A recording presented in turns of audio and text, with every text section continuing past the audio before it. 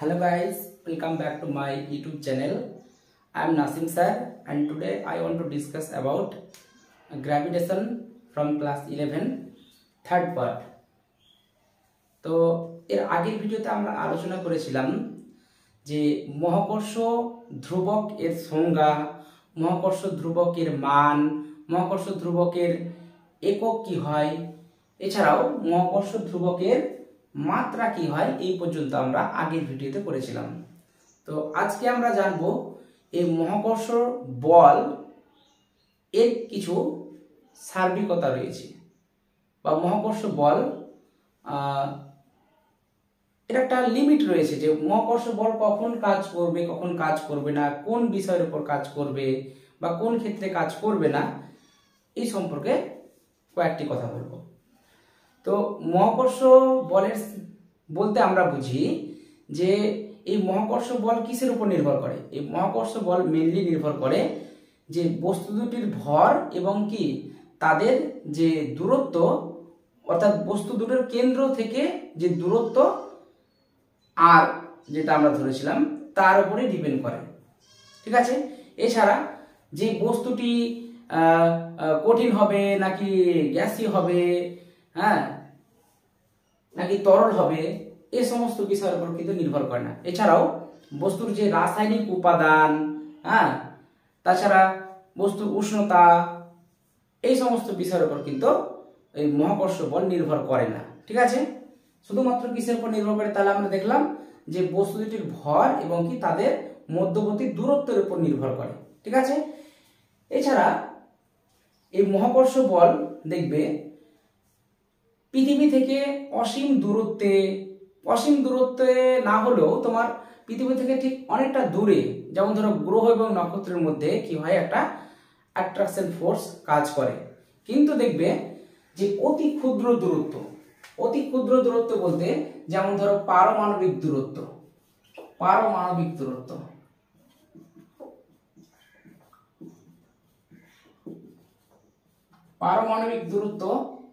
অর্থাৎ 10⁻⁹ মিটার, এই দূরত্বের মধ্যে কিন্তু এই যে অতি ক্ষুদ্র দূরত্বের মধ্যে মহাকর্ষ বল কিন্তু অনুভব করা যায় না, ঠিক আছে।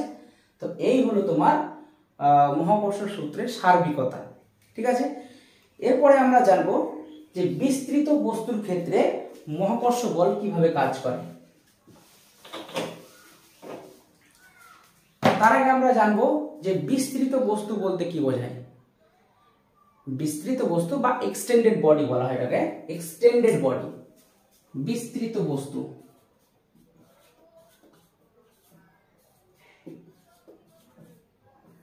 দেখো বিস্তৃত বস্তু বলতে এটাই বোঝায় যে ধরো যদি কোনো একটা বস্তুর নির্দিষ্ট আকার থাকে এবং ওই বস্তুটার যে ভিতরে যে ছোট ছোট মলিকুলগুলো রয়েছে সেটা যদি সমানভাবে ডিস্ট্রিবিউট থাকে তাহলে সেটাকে আমরা কি বলবো, একটা শেপ বডি বলবো।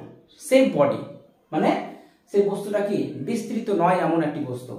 এবং এখানে আমরা বলছি যে বিস্তৃত বস্তু বা এক্সটেন্ডেড বডি, এক্সটেন্ডেড বডি। তাহলে এক্সটেন্ডেড বডি বলতে কি বোঝাবে, এইরকম ধরনের একটা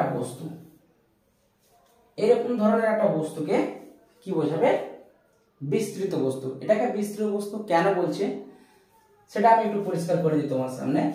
দেখো আমি এমনি একটা বস্তু নিয়েছি যার নির্দিষ্ট আকার আছে, ঠিক আছে। দেখো এই বস্তুটাকে আমরা দেখেই বলতে পারি যে বস্তুটা কি বৃত্তাকার বা গোলাকার বলতে পারি, কিন্তু এই বস্তুটাকে তো আমরা বৃত্তাকার বা গোলাকার বলতে পারি না, ঠিক আছে। তো প্রতিটা বস্তুর কি হয়, একটা সেন্টার অফ মাস থাকে।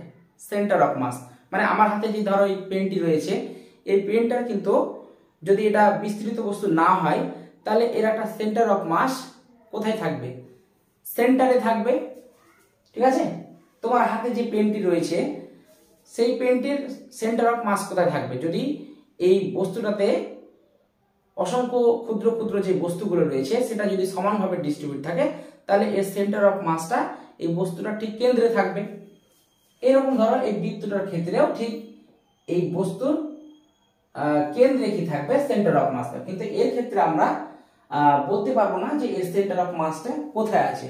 একটা ধরে নেওয়া হয় যে কোনো একটা পয়েন্টে তার সমগ্র মাসটি কেন্দ্রীভূত রয়েছে, এরকম ভাবে ধরে নেওয়া হয়। তো এই ধরনের বস্তুগুলোকে বলা হয় কি এক্সটেন্ডেড বডি বা বিস্তৃত বস্তু। ঠিক আছে, তো এই বিস্তৃত বস্তুর ক্ষেত্রে কিভাবে মহাকর্ষ বল কাজ করে সেটাই আমরা দেখব। ঠিক আছে, তো মহাকর্ষ বল নির্ণয় করার জন্য আমরা যে কোনো দুটো বস্তু সবসময় কনসিডার করি। ঠিক আছে, তো আমরা এখানে দুটো ধরো এক্সটেন্ডেড বডি কনসিডার করেছি, একটা হলো ক্যাপিটাল এম ভরের বস্তু আর একটা কি স্মল এম ভরের বস্তু। ঠিক আছে, তো আমরা দুটো বস্তু এখানে কনসিডার করেছি। তো ধরো এই বস্তুটা কি অসংখ্য ক্ষুদ্র ক্ষুদ্র বস্তু কণার সমষ্টি। তো যে কোনো বস্তু কি অসংখ্য ক্ষুদ্র ক্ষুদ্র বস্তু কণার সমষ্টি হয়, এটাও অসংখ্য ক্ষুদ্র ক্ষুদ্র বস্তু কণার সমষ্টি।